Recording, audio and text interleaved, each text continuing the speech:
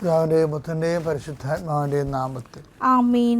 എന്റെ പ്രിയപ്പെട്ടവരെ, ജൂൺ 24 ചൊവ്വാഴ്ച, അമ്മേ പരിശുദ്ധമ്മേ, അമ്മേ പരിശുദ്ധമ്മേ, ദേവമാതാവേ, ദൈവമാതാവേ, കൃപാസനത്തിലൂടെ ഞങ്ങൾക്കും ഞങ്ങളുടെ ദേശത്തിനും അമ്മ മാധ്യസ്ഥം തേടി തന്ന എല്ലാ അനുഗ്രഹങ്ങൾക്കും കൃപകൾക്കും ഞങ്ങളിപ്പോൾ ഹൃദയം നിറഞ്ഞ നന്ദി പറയുന്നു. അമ്മേ പരിശുദ്ധമ്മേ, ദേവമാതാവേ, ദൈവമാതാവേ, 2004 ഡിസംബർ 7 തീയതി ഉച്ചകഴിഞ്ഞ് 2:30 കൃപാസനത്തിൽ സംഭവിച്ച അമ്മയുടെ പ്രത്യക്ഷപ്പെടലിനെ കുറിച്ച് തിരുസഭയ്ക്ക് സമർപ്പിച്ചിരിക്കുന്ന പഠനരേഖകളുടെ മേൽ സഭാത്മകമായ പഠനം ആരംഭിക്കുവാൻ ഞങ്ങൾ പ്രാർത്ഥിക്കുന്നു.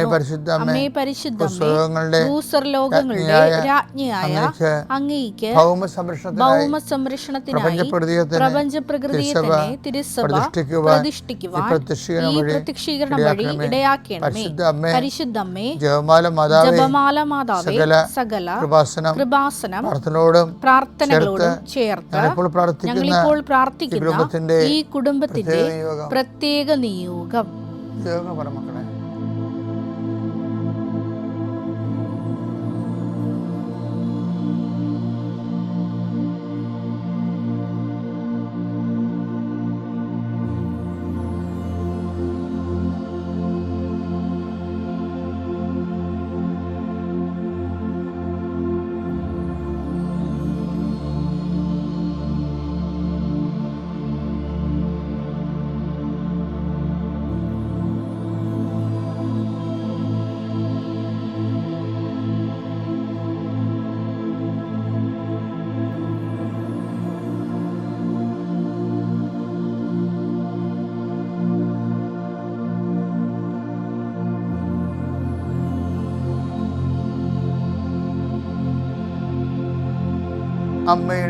അമ്മയുടെ പ്രത്യക്ഷീകരണത്തിന്റെ അനുഗ്രഹവേളയിൽ ഞങ്ങൾക്ക് സാധിച്ചു തരുവാൻ കനിയണമേ.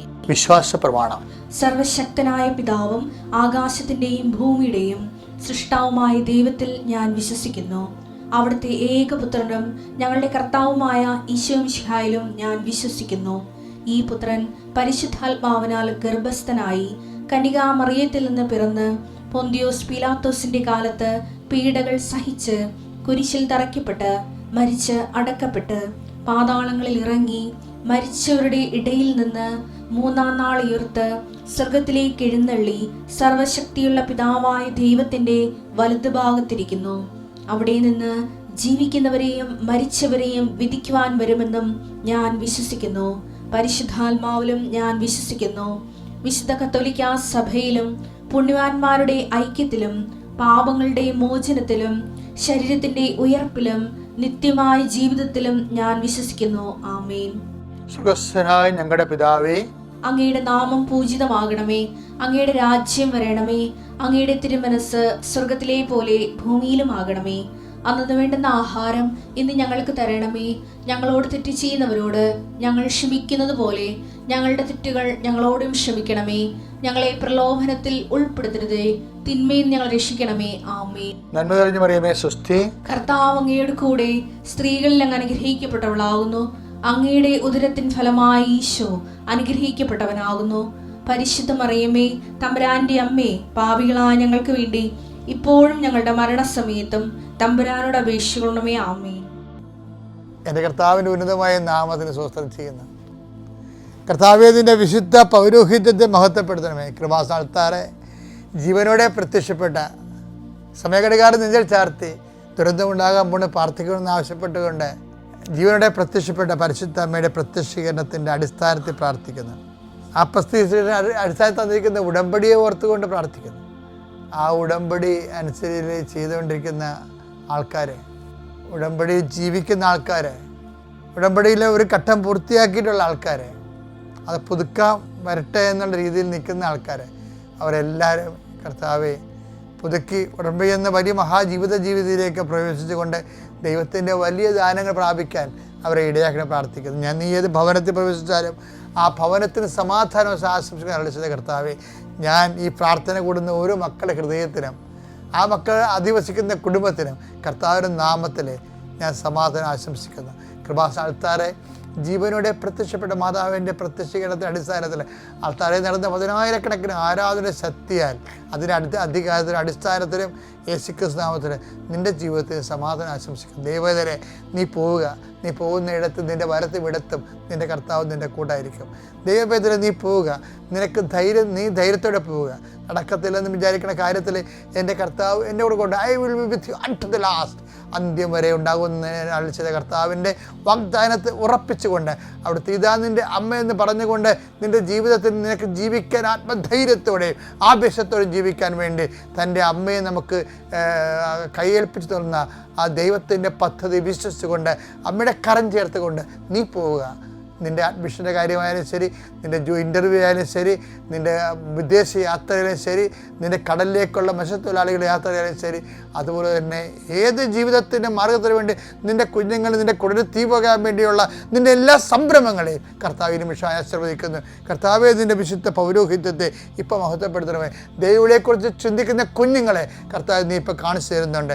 കർത്താവ് അവർ ഒരു സംശയമില്ലാതെ അവർക്കെതിരെ പോകണ്ട എന്ന് പറഞ്ഞുകൊണ്ട് പൈശാചികമായ ശക്തികൾ അവരുടെ ബന്ധുക്കളും സ്വന്തപ്പെട്ടവരും അവർ നിർബന്ധിക്കുകയും വിലങ്ങി വെക്കുകയും ചെയ്യുന്നു. കർത്താവ് വിലങ്ങിനെ പൊട്ടിച്ചുകൊണ്ട് കർത്താവേ അവർ ദൈവവിളിയിലേക്ക് വിളിച്ച് ചേർത്തുകൊണ്ട് കർത്താവേ അവരെ അങ്ങയുടെ സുവിശേഷത്തിൻ്റെ വലിയ കാവലാളായി അവരെ മാറ്റണമേ. അങ്ങയുടെ കുടുംബങ്ങളെ നീ ആശീർവദിക്കണമേ. ദൈവവിളിയിൽ പ്രതിസന്ധിയുള്ളവരെ ഈ നിമിഷം ഏൽപ്പിച്ച് പ്രാർത്ഥിക്കുന്നു. കർത്താവ് അവരെ സ്ഥിരീകരിക്കുകയും ശക്തിപ്പെടുത്തുകയും ചെയ്യട്ടെ. എൻ്റെ കർത്താവിനുമായ നാമത്തിൽ സഭയുടെ അധികാരത്തിൽ കുശടയാളത്തിൽ അനുഗ്രഹിക്കപ്പെടട്ടെ.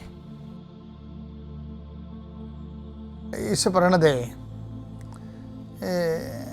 നമ്മുടെ ദൈവം ആരാണെന്ന് നമുക്കൊരു പിടിയില്ല. അതുകൊണ്ട് വചനം നമുക്ക് ഐഡൻറ്റിഫൈ ചെയ്തു. നിൻ്റെ ദൈവം എന്താണ്? നിൻ്റെ ശരീരം തന്നെയാണ്. നിൻ്റെ ദൈവം നിൻ്റെ ഉദരമാണ്. നിൻ്റെ ദൈവം ഇപ്പം നമ്മുടെ ഈ കരചരണങ്ങളുണ്ടല്ല, കരചരണങ്ങളിലൊക്കെ ചില സമയത്ത് ദൈവത്തിൻ്റെ ഭാഗമായിട്ട് ദൈവത്തിൻ്റെ സ്ഥാനം അപകരിക്കും. ചിലർക്ക് നല്ല മസിലുണ്ടാവും, അപ്പോൾ എനിക്ക് നല്ല ആരോഗ്യമുണ്ട് എന്ന് കഴിഞ്ഞാൽ അപ്പോൾ ആരോഗ്യമായിരിക്കും അവരുടെ ദൈവം ഇല്ലേ. അവർ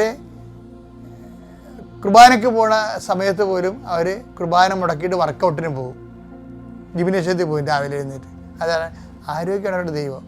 ഇപ്പം ആൾക്കാരെന്തുകൊണ്ടാണ് ചിലവരെങ്കിലും സാത്താ വർഷപ്പിലേക്ക് പോണത്? എന്താണ്? ബിസിനസ്സുകാരാണ് കൂടുതൽ പോണത്. എന്താ കാര്യം? അവന്മാർ തമ്മിൽ കോമ്പറ്റീഷൻസാണ്.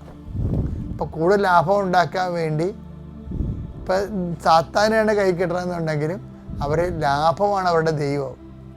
അപ്പം അത് പുതിയ ആൾക്കാരൊന്നും അല്ല, പണ്ട് പോലെ ഉണ്ട്. അത് ഉദരമാണ് അവരുടെ ദൈവം എന്ന് പറയത്തില്ല. ഫിലിപ്പിയർ 3:19. നാശമാണ് അവരുടെ അവസാനം. നാശമാണ് അവരുടെ അവസാനം. ഉദരമാണ് അവരുടെ ദൈവം. അപ്പൊ ദൈവം വേറെ കൊണ്ടേട്ടാ. ശരിക്കും ലാഭമാണ് അവരുടെ ദൈവം. അങ്ങനെ ഉണ്ട്.